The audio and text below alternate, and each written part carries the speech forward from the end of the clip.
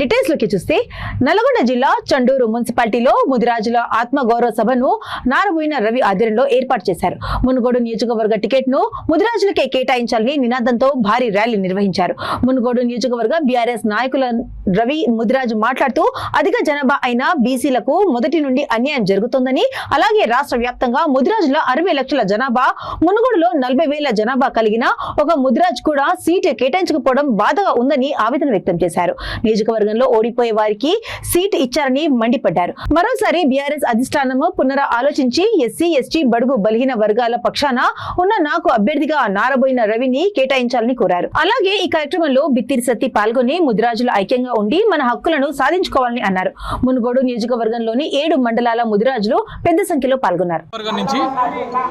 ఈ రోజు చండూరు మండల కేంద్రంలో ముదిరాజుల ఆత్మగౌరవ సభను ఏర్పాటు చేసి మునుగోడు నియోజకవర్గానికి సంబంధించినటువంటి ముదిరాజు సోదరులు మనందరూ ఇక్కడ చండూరుకు విచ్చేయడం జరిగింది. జాతీయ ఐక్యతను చాటి చెప్పడం కోసం మార్కెట్ యార్డు నుంచి బీఆర్సీ ఫంక్షన్ హాల్ అంగడిపేట వరకు ర్యాలీగా విచ్చేసి ఇక్కడ సభను నిర్వహించడం జరిగింది. ఈ సభకు ముఖ్య అతిథిగా బిత్తిరి సత్య అలియాజ్ రవికుమార్ ముదిరాజు గారు కూడా విచ్చేయడం జరిగింది.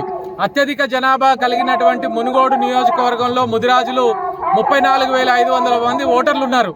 మేము పార్టీలను ఒకటే అడుగుతున్నాం, మాకెందుకు టికెట్ కేటాయించారు? 33,500 జనాభా మాది మునుగోడు నియోజకవర్గంలో ఉన్నది. గెలుపు ఓటములను నిర్ణయించే శక్తి మా దగ్గర ఉన్నది. మాకెందుకు టికెట్ కేటాయించారు? మునుగోడు నియోజకవర్గ టికెట్ ముదిరాజులకు కేటాయించాలి. లేని పక్షంలో ఖచ్చితంగా మీరు ఓడిపోవడం ఖాయం, ఓడిపోతారు. ఏ ఒక్క ముదిరాజు కూడా మీకు ఓటు వేసే ఆస్కారం ఉండదు. కనుక ముదిరాజులకు అత్యధిక జనాభా కలిగినటువంటి ముదిరాజులకు మునుగోడు నియోజకవర్గంలో టికెట్ కేటాయించాలని చెప్పేసి గత కొన్ని సంవత్సరాలుగా కోరుతా ఉన్నాము. ఇప్పటికైనా మించిపోయింది లేదు. మీరు ఓన్లీ పేరు మాత్రమే ప్రకటించారు, ఇంకా బీఫామ్ ఇవ్వలేదు. కనుక నామినేషన్లకు కూడా ఇంకా నవంబర్ 3వ తారీఖు నుంచి 10వ తారీఖు ఇంకా సమయం ఉన్నది. ఇప్పటికైనా పునరాలోచన చేసి మునుగోడు నియోజకవర్గ టికెట్ను ముదిరాజులకు కేటాయించండి. లేని పక్షంలో మీరు తప్పకుండా ఓడిపోవడం ఖాయం అని చెప్పేసి నేను తెలియజేస్తా ఉన్నాను.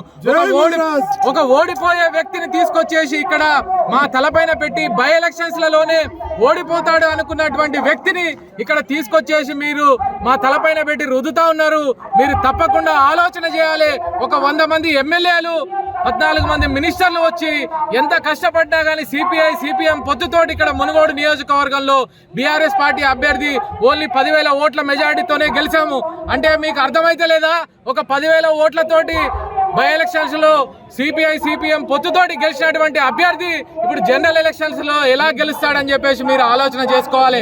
అందుకే మునుగోడు నియోజకవర్గంలో అత్యధిక జనాభా కలిగినటువంటి ముదిరాజు వ్యక్తినైనా నాకు టికెట్